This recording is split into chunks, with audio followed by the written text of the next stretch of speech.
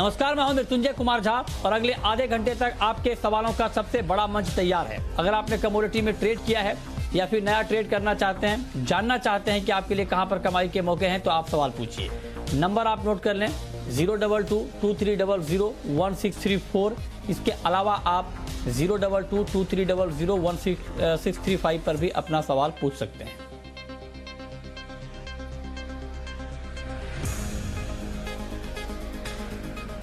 और सवाल जवाब का सिलसिला शुरू करें उससे पहले बात कर लेते हैं खाने के तेल की, क्योंकि खाने के तेल की कीमतों में ज़बरदस्त तेज़ी का माहौल बना हुआ है और सोया तेल रिकॉर्ड ऊंचाई पर पहुंच चुका है। 1150 के ऊपर वायदा बाजार में सोया तेल का भाव पहुंच चुका है। 6 महीने में 42% तक सोया तेल के दाम बढ़ चुके हैं।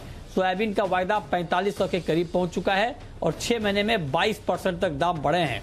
9 साल की ऊंचाई पर क्रूड पाम तेल है। 6 महीने में क्रूड पाम तेल का भाव 36% तक बढ़ चुका है। ये पूरे खाने के तेल की कहानी है। आखिर दाम इतने क्यों बढ़े हैं और आगे अब क्या होने वाला है, इस पर बातचीत करने के लिए हमारे साथ CKED बीबी मेहता साहब हैं, सॉल्वेंट एक्सट्रैक्टर्स एसोसिएशन इंडिया के ED हैं। मेहता जी, बहुत बहुत स्वागत है आपका। अब सर आप ये बताएं, जो तेजी आई है इसके पीछे वजह तो ये मानी जा रही है कि अंतर्राष्ट्रीय बाजार में सप्लाई को लेकर चिंता बढ़ी है, वहां पर भी कंसर्न है, उसका भी इम्पैक्ट हम इंडियन मार्केट के ऊपर देख रहे हैं। लेकिन क्या ये कहानी अब खत्म हो गई है या अभी और तेजी बाकी है? क्या लगता है ओवरऑल ऑयल का मार्केट आपको आने वाले वक्त में? देखिए, ऑयल मार्केट के काफी रीजन है। फर्स्ट तो ये है कि भाई जो क्रॉप का एस्टिमेट था, चाहे वो रसिया यूक्रेन हो या तो अर्जेंटीना ब्राजील हो, क्रॉप का नंबर कम आया है। दूसरा, जो इंडोनेशिया मलेशिया ने बायोडीजल का परसेंटेज बढ़ा दिया, 25% बायोडीजल बनाना चाहते हैं इंडोनेशिया। चाइना का बाइंग जबरदस्त आज भी चल रहा है। चौथा, जो अभी जो 15 दिन एक नया डेवलपमेंट हुआ, अर्जेंटीना में स्ट्राइक चल रही है, वर्कर स्ट्राइक चल रही है, तो 15 दिन से सारे प्लांट बंद पड़े हैं, तो वहाँ लोडिंग ही नहीं हो रहा है। वो भी एक रीजन है कि सोयाबीन के सडनली दाम क्यों इतने बढ़ गए हैं। बाकी मलेशिया की भी ड्यूटी 1 जनवरी से 8% लग रही है, तो सारे तेजी के फैक्टर है। उसके वजह से मार्केट तेज है। कोई मंदी का फैक्टर अभी सामने दिख नहीं रहा है। जो मंदी का फैक्टर होगा, ये तो मार्केट स्लो डाउन होगी, और फरवरी मार्च में जब भी अर्जेंटीना ब्राजील का नया क्रॉप आ जाएगा, इंडिया का भी मस्टर्ड का क्रॉप आ जाएगा, तभी थोड़ा मार्केट स्लो डाउन होगी। अभी अगले 2 महीने में तो ऐसा लग रहा है कि मार्केट फॉर्म में तो तेजी रहेगी। आज साहब, लेकिन मेहता जी, दाम तो बहुत बढ़ गए हैं। आपको लगता है कि सरकार को इंटरवीन करना चाहिए अभी इस लेवल पे? क्योंकि ठीक है, मतलब जिस तरह से दाम बढ़े हैं, अब 1150 रुपए के ऊपर सोया तेल, अब आप सोचिए कि रिटेल में क्या प्राइस बिक रहा होगा अभी। तो क्या आपको लगता है कि सरकार को हस्तक्षेप अभी करना चाहिए कुछ ड्यूटी के फ्रंट पे? बड़ा ये सवाल खतरनाक सवाल है। अभी नहीं बोल रहा हूँ, ना भी नहीं बोल सकता हूँ मैं। इसके लिए कि भैया ड्यूटी कम करके, मैं जानता हूँ कि ड्यूटी कम करके आप अभी जो सीपीयू में ड्यूटी कम की, 27.5 किया, क्या मिला? 7,000 रुपए का डिफरेंस था, और यहाँ 2 रुपया भी कम नहीं, 7 रुपया डिफरेंस मिला। यहाँ अपने 2 या 2.5 रुपया से ज्यादा कम नहीं हुआ, वो भी फिर वापस हो गया, चला गया। मतलब जब भी हम ड्यूटी कम करती तो उसका फायदा एक्सपोर्टिंग कंट्री ज्यादा उठा लेती है, अपने यहाँ उसका फायदा नहीं मिल रहा है। इसके लिए मैं ड्यूटी कम करने का फेवर में नहीं हूँ। जो आप थ्योरी बता रहे हैं मेहता जी, मेहता जी, जो फिर आप थ्योरी बता रहे हैं, एक मिनट में पूरा मैं ये पूछ रहा हूँ सर, जो आप थ्योरी बता रहे हैं कि मैं सर ये जरा पूछ रहा हूँ, उसमें फिर आप जोड़ देना। आप जो थ्योरी बता रहे हैं कि जब ड्यूटी कम होती है तो इसका फायदा एक्सपोर्टिंग कंट्रीज को मिलता है, तो ये थ्योरी तो हर वक्त में काम करती होगी। फिर तो इसका मतलब ये हुआ कि कभी ड्यूटी कम ही ना की जाए, क्योंकि जब भी यहाँ पे ड्यूटी कम होगी वहां तो कुछ ना कुछ फायदा उठाया जाएगा। फिर तो ये ड्यूटी कम करने का पूरा मामला ही खत्म कर देना चाहिए आपके हिसाब से? वो तो मैं बोल रहा हूँ कि ड्यूटी कम करने का कोई फायदा अपने कंज्यूमर को नहीं है। अगर हमारा पुअर और लोएस्ट जो स्टेटस है, जो उसको अगर फेवर करना चाहते हो, तो गवर्नमेंट को पीडीएस में ज्यादा से सब्सिडाइज करके देना चाहिए। सब्सिडाइज करके आप पीडीएस में दीजिए, पुअर जो भी मिडिल क्लास है सबको आप दीजिए तेल, तो उनका फायदा उनको सीधा मिलेगा। अभी आप अगर और भी 10% ड्यूटी कम कर ली, 15 दिन में फिर से अगर आप वही लेवल पे आ जाएंगे और आपका रेवेन्यू भी गया और ड्यूटी भी गई। उससे बेहतर है कि आप यही स्टेज पे रखिए और जो गरीब लोगों के आप पीडीएस में बढ़ा दीजिए क्वांटिटी, कोई रास्ता निकल सकता है, ऐसा नहीं कि नहीं निकल सकता है। और ये 2-3 महीने का चेंज मार्केट रहने वाली है। पीडीएस में देने के लिए भी तो पैसा खर्चा होगा, नहीं बराबर है, वो कम होगा ना सबसे। अभी देखिए आप रेवेन्यू लूज कर रहे हैं, और रेवेन्यू लूज करेंगे जब रेवेन्यू आएगा वो सब्सिडाइज करो। जब भी आपको रेवेन्यू ज्यादा आएगा, हाई ड्यूटी है, तो वही पैसा आप सब्सिडाइज करो। ज्यादा रेवेन्यू यहाँ से लीजिए और वहाँ सब्सिडाइज करो, तो गरीब लोग को भी सस्ता तेल मिल जाएगा। 20%, 30% सब्सिडाइज करें, तो वहाँ फॉरेन कंट्री को बेनिफिट नहीं मिलेगा। अभी तो नहीं तो आप ड्यूटी कम करेंगे और वो यहाँ भाव बढ़ने वाला 100%, यहाँ कंज्यूमर को फायदा नहीं मिलेगा। हमने देख लिया 1 महीने में क्या मिला, सीपीओ की ड्यूटी कम करके कुछ नहीं मिला है। तो एक चीज बताएं सर, फिर मेहता जी, ये क्या आपका एक परमानेंट स्टैंड माना जाए कि आप हमेशा आप ड्यूटी नहीं घटाने की वकालत करते रहेंगे, या वक्त के साथ फिर आप बदल जाएंगे? क्योंकि पहले भी आपने कई बार ड्यूटी घटाने की वकालत की है। और एक भी रीजन है, अभी रबी का क्रॉप हम हार्वेस्ट आएगा अगले 1 महीने के 1.5 महीने के बाद में, मिडल ऑफ फरवरी से होगा। अभी ऑलरेडी जो मस्टर्ड था, मस्टर्ड 6,300 में गया था, ऑलरेडी नीचे आ गया है। और जब भी आप ड्यूटी कम करोगे, सेंटीमेंट जो चेंज होता है तो और नीचे आएगा, तो और किसान वहाँ मार खाएगा। आज किसान ने क्यों एकरेज बढ़ा है, 10 लाख हेक्टर बढ़ा है कम। 5 साल की एवरेज का जो है 59 लाख, उसके बाद 69 लाख हेक्टर है मस्टर्ड में, 10 लाख हेक्टर बढ़ा। क्यों? उनकी अच्छी प्राइस दिख रही थी। और नहीं तो ऐसा लगेगा कि जब भी उनको मस्टर्ड हाथ में आया तभी आपने प्राइस गिरा दी, तो वो भी नाराज है। और अभी इतने हमारे सेंट्रल गवर्नमेंट के साथ इतने प्रॉब्लम सामने दिल्ली में पड़े हैं, और एक प्रॉब्लम खड़ा करना है तो आप ड्यूटी कम करके कीजिए। किसान का भला चाहते हैं, तो आप मतलब एक तरह से चेतावनी दे रहे हैं कि अगर ड्यूटी कम होगी तो ये प्रॉब्लम और खड़ी हो जाएगी। और एक समझ लीजिए, पर फैमिली 4 लोग का फैमिली में अगर 30 से 40 रुपए का बजट बढ़ गया तो क्या फर्क पड़ता है? उसमें कोई फर्क नहीं पड़ता है। अगर उसे 30 सर ये दलील तो ठीक है, ये दलील तो खैर इसके ऊपर लंबी बहस हो सकती। ये सिर्फ आप चूंकि ऑयल की बात आपसे कर रहे हैं तो आप ऑयल की बात कर रहे हैं, लेकिन सिर्फ ऑयल नहीं है ना सर, बाकी चीजों में अगर बजट 40-40 रुपए बढ़ने लगेंगे तो फिर तो बजट ही गड़बड़ा जाएगा ना। ये तो लंबा डिबेट का विषय है। बहुत बहुत शुक्रिया मेहता जी आपका हमारे साथ जुड़ने के लिए, इस खबर पर अपनी राय रखने के लिए। सर वक्त की कमी है, मैं आगे फिर आपसे बात करूंगा। तो ये थे डॉक्टर बीबी मेहता, जो कह रहे कि उनका ये कहना है कि ड्यूटी अभी घटाना नहीं चाहिए, लेकिन दाम लगातार बढ़ रहे हैं। रिकॉर्ड ऊंचाई पर सोया तेल का भाव पहुंच चुका है। चलिए आगे बढ़ते हैं। और चूंकि सोया तेल में ट्रेड अभी हो रहा है, तो अजय केडिया जी, सुनंद सुब्रमण्यम जी, आप बताएं कि सोया तेल में 1150 के ऊपर क्या बाइंग में बने रहना ठीक है, रिस्की तो नहीं है? देखिए, अगर सोया तेल की बात करें तो अभी भी थोड़ा सा काफी स्ट्रॉन्ग मोमेंटम दिखाई दे रहा है, क्योंकि जो कॉम्पिटिटिव वेजिटेबल ऑयल प्राइसेस के दाम है, जैसे क्रूड पाम ऑयल, वो भी एक काफी अच्छा तेजी के ऊपर देखने को मिला। आज हम 960 का लेवल देखने को मिला था पाम ऑयल पे, और आज काफी अच्छा मूवमेंट देखने को मिला है सोया तेल में भी। तो मेरा मानना है कि 1200 तक पे जा सकता है कुछ दिनों में भी, या अगले हफ्ते या फिर अगले 2 हफ्ते के अंदर। तो मेरा मानना है कि सोया तेल में बने रहना चाहिए। और तीसरी बात है कि सोयाबीन मार्केट में भी काफी इस साल का जो उत्पादन है वो काफी कमजोर दिखाई दे रहा है, जिसके वजह से मार्केट में काफी अच्छा मोमेंटम देखने को मिलेगा। तो मेरा राय यह है कि अगले वीक हम 1200 का लेवल देखने को मिल सकते हैं। जो ऑलरेडी पोजीशन बना के बैठे हुए वो बने रहे। ओके, ठीक है। तो ये राय है आपकी कि इसमें अभी क्या करना चाहिए। चलिए आगे बढ़ते हैं। अब हम बात करते हैं गोल्ड और सिल्वर की। और गोल्ड सिल्वर पर बात करने के लिए आज हमारे साथ चिराग सेठ भी हैं, प्रिंसिपल कंसल्टेंट हैं मेटल फोकस के। आपका बहुत स्वागत है चिराग। बताइए कि गोल्ड के फंडामेंटल अब कैसे हैं, और फंडामेंटल को देखते हुए प्राइस टारगेट क्या रखना चाहिए ध्यान में?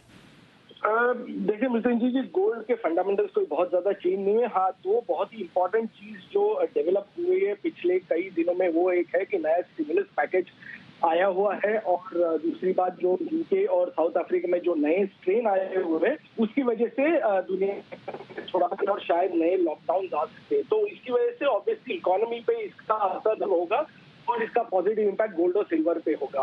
अगर कोई भी निवेशक है, हम ये सजेस्ट करेंगे कि कोई भी डिप्स आए गोल्ड और सिल्वर के अंदर, उसको बाय करना चाहिए। यहाँ से अगले साल में गोल्ड में $2300 तक के भाव दिए जा सकते हैं, और सिल्वर में अराउंड $32 तक के भाव वापस दिए जा सकते हैं। ठीक है। तो ये राय होगी आपकी गोल्ड और सिल्वर के ऊपर। बहुत शुक्रिया चिराग आपका हमारे साथ जुड़ने के लिए और बुलियन मार्केट पर अपना व्यू देने के लिए। अजय जी, आज शाम के कारोबार के लिए, जो कि अभी लॉन्ग वीकेंड है, 3 दिन की छुट्टी है, तो क्या ट्रेड लिया जाए आज शाम के लिए गोल्ड में? गुड इवनिंग मृत्युंजय, आपको और आपके सभी दर्शकों को मैरी क्रिसमस।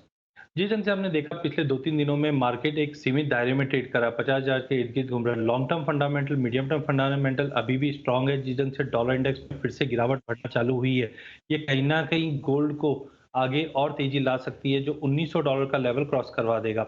डोमेस्टिक मार्केट पे आज कोई डेटा पॉइंट नहीं है, प्री क्रिसमस ईव के चलते आज कोई बड़ा वॉल्यूम्स नहीं होने वाला। मार्केट का एक दायरा बना हुआ रहेगा 50,000 से लेके 50,300-400 के करीब।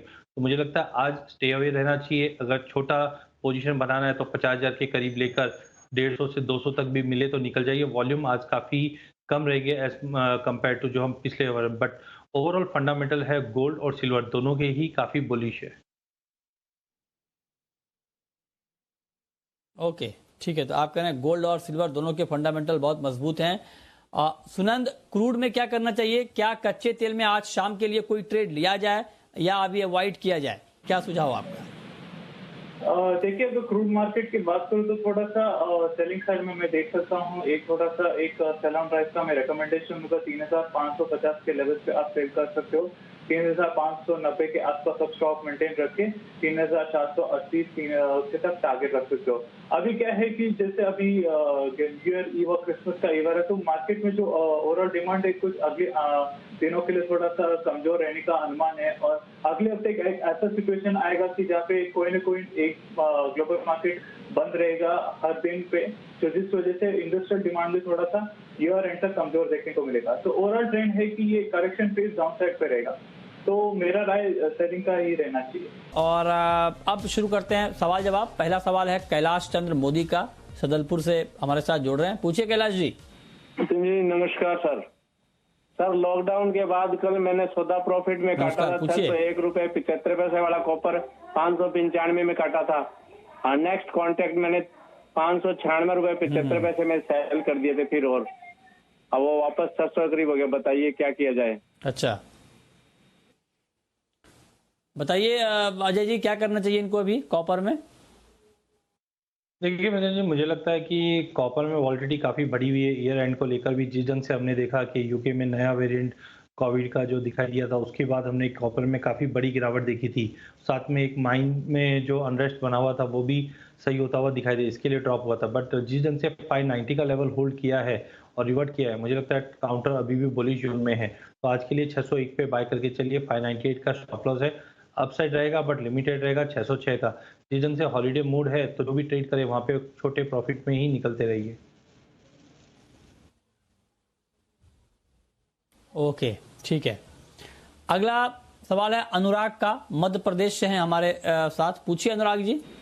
सर, मेरा सवाल ये है सर, चने का सर भाव रोज इतना गिर रहा है सर, एमएसपी से इतना नीचे 500-600 रुपए नीचे, तो सर इस पे सर कुछ करना नहीं चाहिए? क्योंकि सर जैसे तेल का भाव बढ़ा तो आपने बोला कि सरकार को कदम उठाते, मगर सर इसमें भी सर कदम उठाए सर, आने वाली फसल है, किसानों को इतना नुकसान होगा। तो सर अब 1-1.5-2 महीने है कम से कम फसल आने में, तो सर इस पे किसानों का भी तो कुछ करिए सर। वो क्या भूखे मरेंगे क्या? उनको भी तो जीना है, वो भी तो कुछ पैसे कमाना चाहते हैं। बहुत अच्छा सवाल है आपका। नहीं, आपने चने के बारे में पूछा क्या सर? आपने चने के बारे में पूछा अनुराग जी? ओके। नहीं, आपका सवाल बिल्कुल जायज है, बिल्कुल जायज है। और एमएसपी के मुकाबले वाकई भाव नीचे हैं और दर्शकों को भी ये बात समझना चाहिए। चने की जो नई एमएसपी है वो 5100 रुपए प्रति क्विंटल है, जबकि वायदा बाजार में भाव 4400 के आसपास आ गया है और फिजिकल मार्केट में भी इसी के आसपास भाव चल रहा होगा।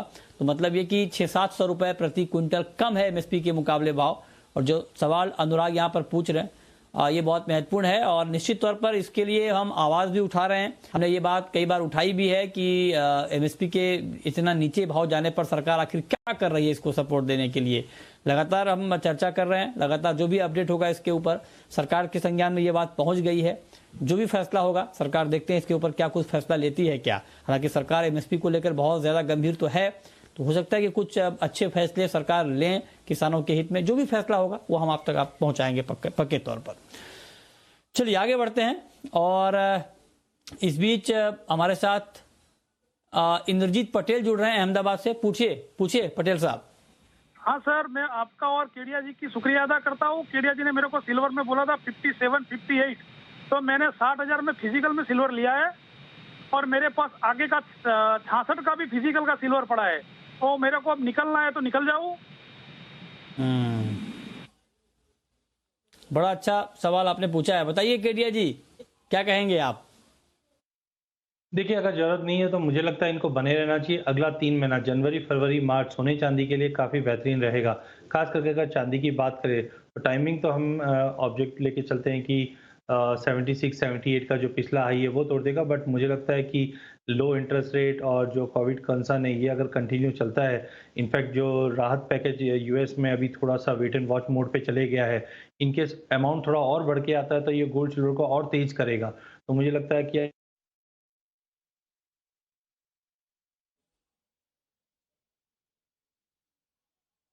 ओके, ठीक है। तो ये रहा, आप कह रहे हैं कि अभी वेट कर सकते हैं, ये आपके लिए ठीक रहेगा।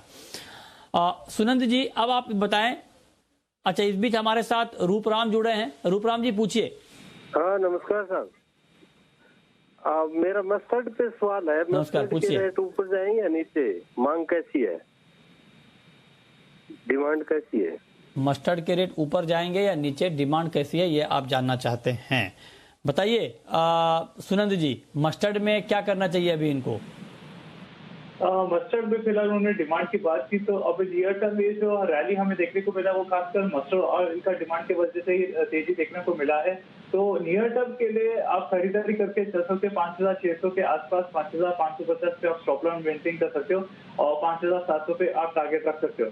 लेकिन अगर लॉन्ग टर्म की बात करो तो लॉन्ग टर्म में हम बेरिश एक्सपेक्टेंसी रखते हैं, क्योंकि इस साल का जो सोइंग है वो करीबन 8 से 10% ज्यादा देखने को मिला है ऑल इंडिया के डेटा के हिसाब से, और आने वाले दिनों में हमें इस साल का फसल भी हमें अच्छा देखने को मिलेगा। और तीसरी बात है, जो अप्रैल का कॉन्ट्रैक्ट जो अभी एक्टिव हो गया एमसीडीएक्स में भी, वो एक बैकवर्डेशन के इंडिकेशन में है, क्योंकि वो जनवरी और फरवरी कॉन्ट्रैक्ट से काफी नीचे है। तो ये एक क्लियर इंडिकेशन दे रहा है कि मार्केट में इस साल उत्पादन ज्यादा देखने को मिलेगा, और आने वाले दिनों में हम सेलिंग एक्सपेक्ट कर सकते हैं। तो सेलिंग की बात करो तो 5,800 के ऊपर के लेवल से आप सेलिंग कर सकते हो, 6,000 पे आप स्टॉप लॉस रख सकते हो, और टारगेट 5,400 पे। ये एक लॉन्ग टर्म कॉल के लिए आपके लिए बने रह सकते हो। ओके, अगला सवाल आशुतोष का है। पूछिए आशुतोष जी। सर नमस्कार सर।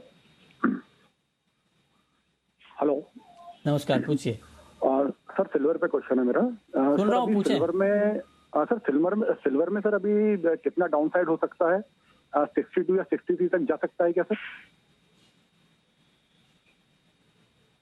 बताइए सुनंद, चांदी में अभी और गिरावट बाकी है क्या? 63,000 का भाव हम देख पाएंगे क्या? चांदी की बात करें तो चांदी में भी गिरावट मुझे बहुत मुश्किल दिखाई दे रहा है, क्योंकि मार्केट का ओवरऑल ट्रेंड अभी काफी स्ट्रॉन्ग बुलिश है। यूएस डॉलर इंडेक्स के साथ साथ जो अभी कोविड-19 का टेंशन अभी भी चल रहा है, तो काफी स्ट्रॉन्ग मोमेंट है। जैसे अजय केडिया सर ने भी यही कहा था कि अभी यूएस स्टिमुलस पैकेज की वजह से ना जो रिस्कियर एसेट्स है उसमें भी इन्वेस्टमेंट बढ़ेंगे ग्लोबल मार्केट्स के साथ, तो ये एक ओवरऑल बुलिश मोमेंटम भी दिखाई दे रहा है। तो नियर टर्म के लिए अगला हफ्ते में शायद फिर से 70,000 का लेवल्स में एक्सपेक्ट कर सकता हूँ सिल्वर के मोमेंटम में। तो मुझे 62,000 63,000 के आसपास नहीं दिखाई दे रहा है। ओके, अब वक्त है रैपिड फायर राउंड का।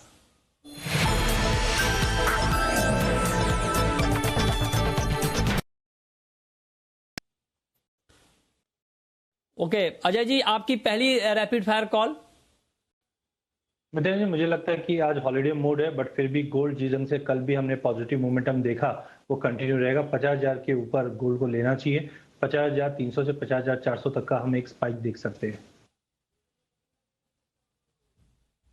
आपकी कॉल सुनंद जी। मेरा कॉल धनिया पे रहेगा। धनिया जनवरी कॉन्ट्रैक्ट से 5,850 5,900 के लेवल पे आप सेलिंग करके चलिए। नियर टर्म के लिए 6,000 का स्टॉप लॉस मेंटेन करके चलिए, और टारगेट अगर आप अगले हफ्ते के लिए रखना चाहते हो तो 5,700 पे रख लीजिए, और अगर आप लॉन्ग टर्म जनवरी तक रखना चाहते हो तो 5,500 तक आप टारगेट रख सकते हो। ठीक है,